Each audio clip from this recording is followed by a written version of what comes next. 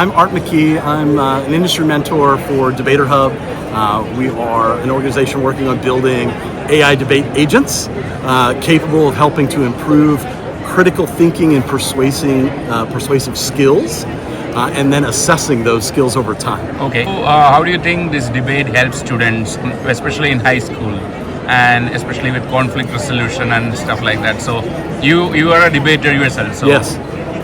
Yeah, I would tell you probably the single greatest portion of the activity is perspective taking. So in order to be successful in debate, you have to really be able to put yourself in the shoes of the opposition to understand what are the actual benefits of their argument and what are the potential flaws. The way to win a debate is to find common ground, find areas where there is agreement, and then find the single or maybe 2 points of failure and disagreement that you can then build an impact to. Because we disagree on something minute, we have to establish that minute differential is important. So once you get to the importance of that, and you can then persuade a judge that you can win an argument, because we've agreed on 98% of maybe a situation, 2 points of disagreement, and we win that disagreement based on these pieces of evidence or this argument. What was your biggest learning or achievement while doing this debate? High school is a time when you are like really full of energy and Yes. then very aggressive, very active. Yes. And then how do you tame the thought process, and then how debates helps you? Yeah, I think for me, debate has really helped in terms of comfortability talking to people, comfortability with conflict, and the reality of our society, right, is that you're not going to agree on everything all of the time. You have to have productive disagreements. Unfortunately, our social media echo chambers have created the belief that argumentation is just yelling, and he who yells loudest wins, when that's not how things work in the real world, in the workforce, within a family, within a community. You have to find those points of agreement, and you absolutely have to find solutions that create win-win scenarios. So I would say that's really what it helped me with. It helped me with self-confidence significantly, because once you know that you can have an idea and you can defend that idea over rigorous questioning or rigorous opposition, it really cements in you this belief that you have great ability. And I think for most students, that confidence is one of the things that either helps them be successful or keeps them from being successful if they lack it. So do you think the influencer culture right now, today in the social media, is influencing the teenagers mostly, and they don't have a choice but to get influenced with so much of material that is being posted online, and they're being, because of the peer pressure, they have to consume it, and then it affects it so much so that they don't have a clarity on their thought, and then the belief system what they are forming, and then they are being influenced into so many belief systems, and then it's so much of distraction, and this can be a mental exercise for them to create that kind of a clarity and I think the power of having your own belief systems and thought processes, and then take that stand and defend that stand. I think when we talk about social media and the inundation of influencers or just information in general, right?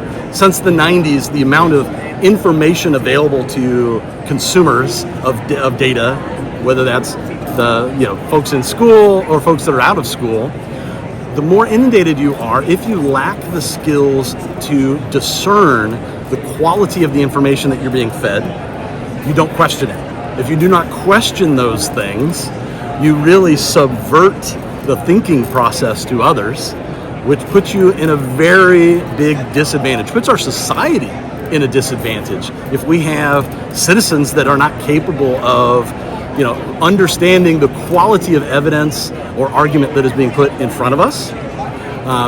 One of the things that we've done over the last few months is interviewing collegiate professors and having conversations about the state of education in general, and something very, very scary kind of bubbled up, that incoming freshmen and sophomores lack capacity to read critically.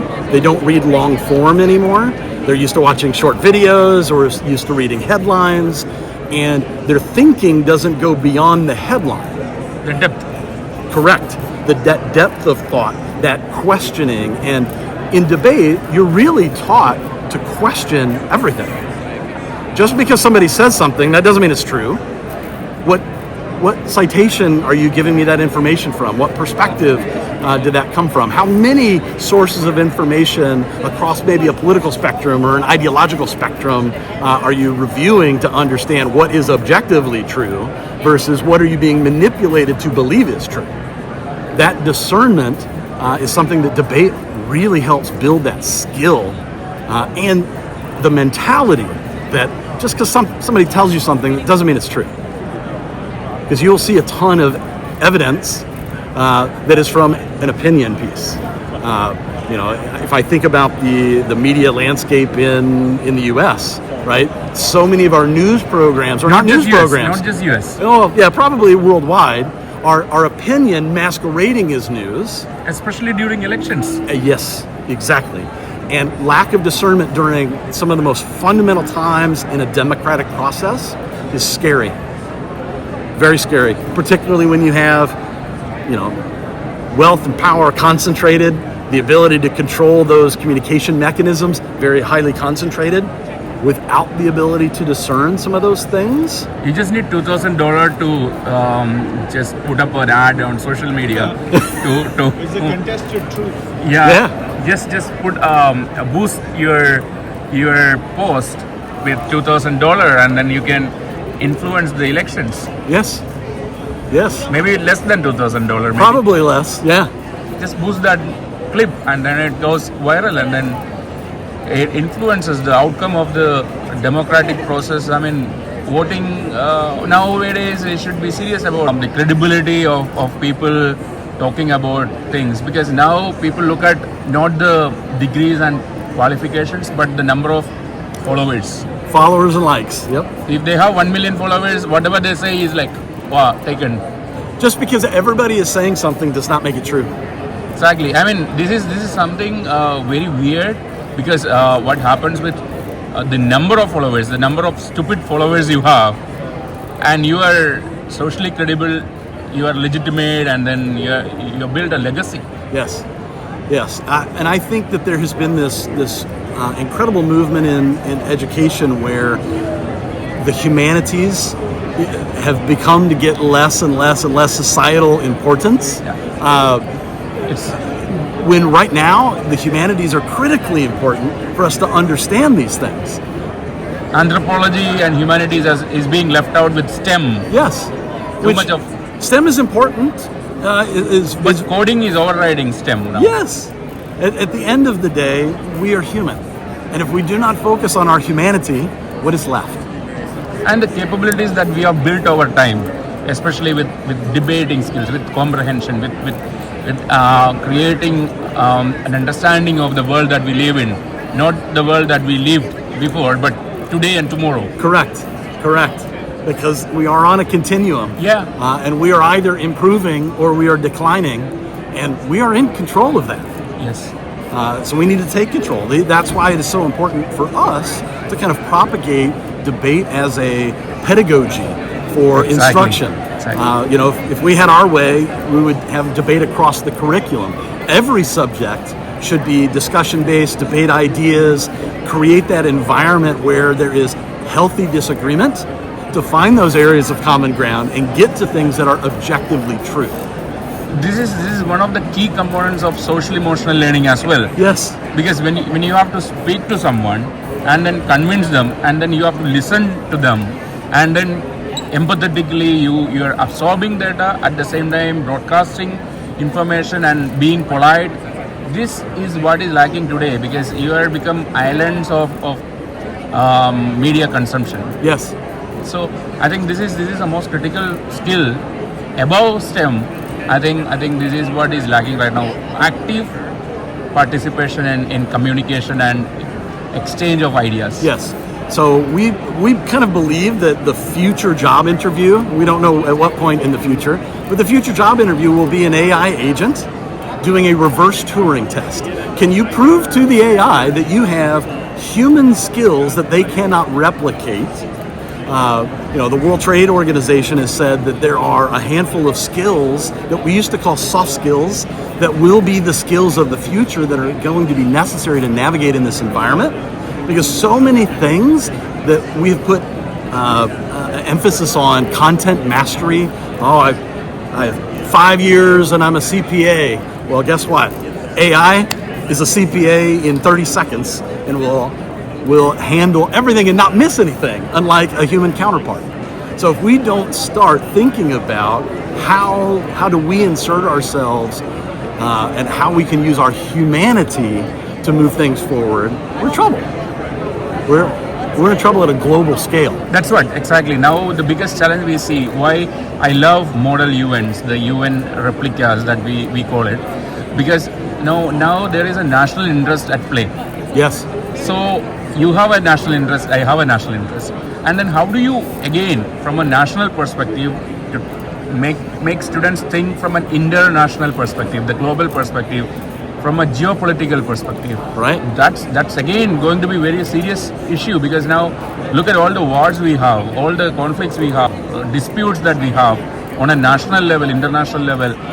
These are all because fundamentally the group of people that we call a nation, they don't have tolerance, they don't have understanding, they are not trained to do resolutions constructively. Right. Fundamentally, that is a flaw that we have in the system. Yeah, you really need a framework to create perspective taking. So if you never consider the motivations of the opposition, if you never really put yourself in that situation to think, all right, if I was this particular country or this particular party or this particular type of citizen, what things would be important to me? What am I afraid of? What am I trying to accomplish? When you start to put that hat on and look at things from someone else's perspective, you can find commonality. It is crazy to me that most people can agree on 90% of ideas, sometimes 98% of ideas. And it is just the small minutia that creates conflict. Yeah. And there have to be ways for us to understand the humanity in others, understand their perspective, and develop win-win solutions. The concept of someone has to exclusively win and somebody has to lose. Fail, yeah. Right. It is politics and economies do not have to be a zero-sum game. You can create systems that are win-win.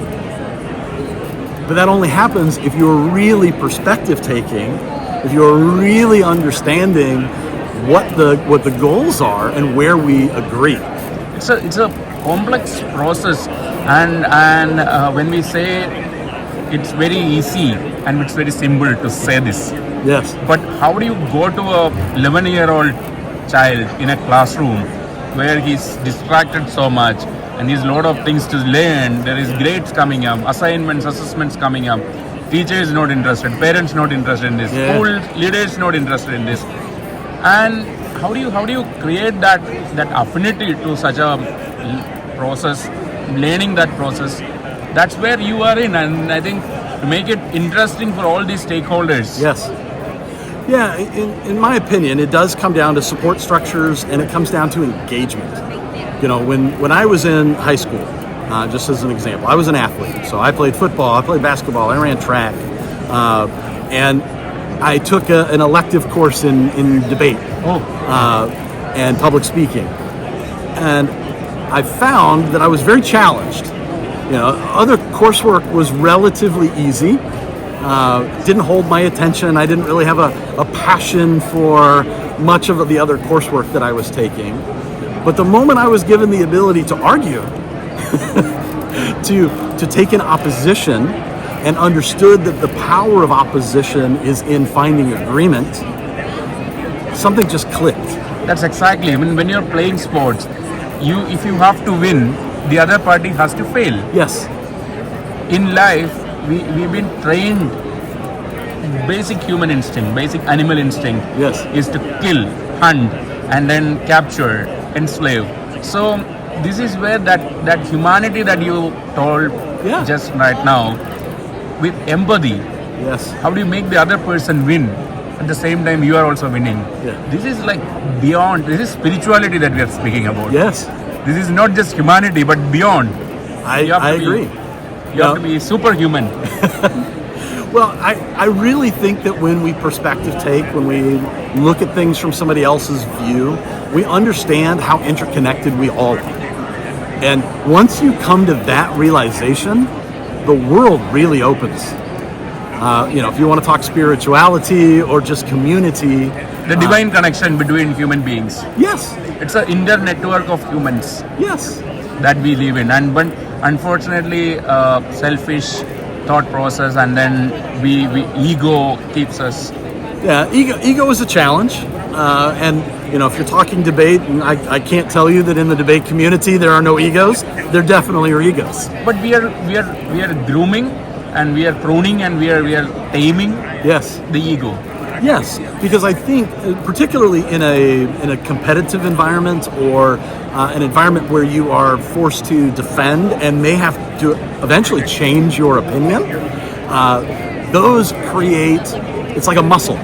The more you do that, the stronger you get at it, and the stronger you get at it, the more you see the interconnectedness, the points of similarity, versus just the points of difference, because everybody looks for those points of differentiation Exactly. rather than looking for the points of similarity.